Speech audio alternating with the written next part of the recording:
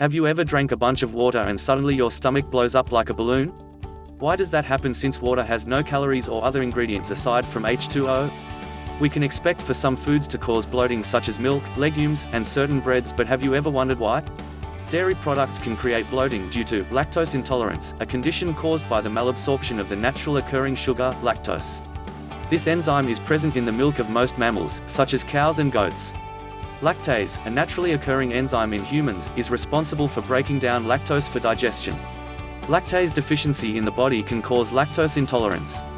Legumes are high in fiber content, which can cause someone new to a high-fiber diet to feel somewhat bloated. Beans naturally produce a sugar called oligosaccharide. Human beings do not possess the enzyme to break down the oligosaccharide, a sugar that arrives into the human body unable to be absorbed. Coming in the form of large molecules, oligosaccharide first reaches the small intestines, concurrently causing fermentation and flatulence. Then once the beans reach the large intestines, the sugar breaks down due to the bacteria inside your gut, where it can finally be digested properly.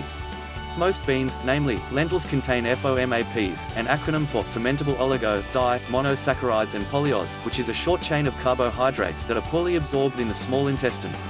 FOMAPs have been identified as a major culprit when it comes to IBS, also known as irritable bowel syndrome. IBS is identified through the display of several symptoms, such as diarrhea, constipation and bloating. Cramping and abdominal pain is also associated with IBS. Certain foods previously discussed can trigger IBS. So, how does the stomach create gas? Usually as air is swallowed when a person eats or drinks, gas is created in the large intestines inside the stomach. Burping is the body's first reaction to gas, but if the gas is excessive, this may result in stomach discomfort due to the need to release this air, such as farting or passing gas. The yeast in bread is another gas offender. Gluten, a protein consisting of prolamins and gluteins, is mainly blamed for the stomach irregularities, which is not always the case. The yeast used in white bread ferments fast, causing slow digestion inside the intestines. Bread that contains yeast that is fermented for a period of time, 2 to 3 days for example, such as in sourdough bread, can curtail bloating caused by white bread. Acidification of the flour occurs in the slow fermentation of sourdough bread, which results in better digestion.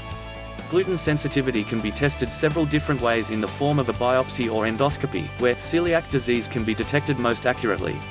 A person with celiac disease would do well steering clear of commercial white or wheat bread and wheat pastas.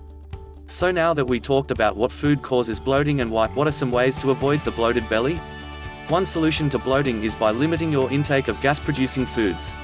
Another remedy to that bloated feeling is to eat smaller portions, especially at night, to avoid feeling too full.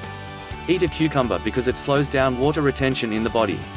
Low in sodium and high in potassium, cucumbers also reduces swelling in the body by prohibiting the introduction of nitric acid and inflammatory enzymes. Squeeze some fresh lemon in your water, since the citric acid in lemons will clear out your digestive system.